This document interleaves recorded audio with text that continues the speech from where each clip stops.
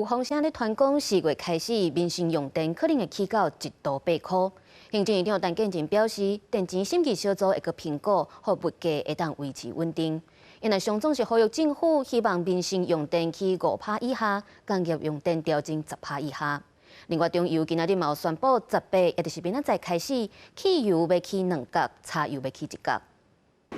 17下晡开始，陆续有车主到加油站。中油公司宣布，尾摆开始调整计价，供应量上大金额无烟汽油计价每公升31块2，创近4个月新高。旧制无烟汽油29块7，超级柴油27块2，近1个月来油价拢是平平或是起。这个驾驶上有感觉爱加走几stra才能回本。这个成本占这个费用里面来讲，还比例越来越高啊！国际性的你们也解决不了。 民众反弹，国际出事都是三浪起。为4月开始台电也要起电价，经济部已经为12日开始连4天开电价审计工作小组会议，目前还未定案。不过传出有民生电价1度8块的方案。经济部长王美花表示，拢还未定案。行政长陈建仁17表示，俄乌战争了，所有燃料价格一直清悬，各国拢大幅度调整电价，为稳定民生，起的幅度会比其他国家较低，每1户拢负担得起。很细致的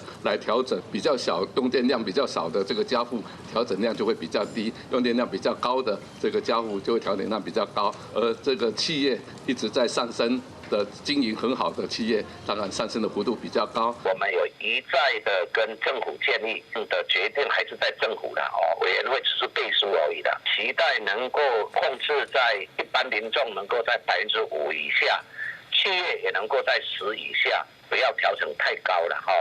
如果太高的话，可能会带来通膨的压力陈建仁指出，用电权、调核权的可能风险，上总表示，正向向经济部长王美花当面拜托，希望因严格产业发展，起价时阵也好用电大户小可优惠，另外调整幅度超过负担，一定会带动起物价。记者综合报道。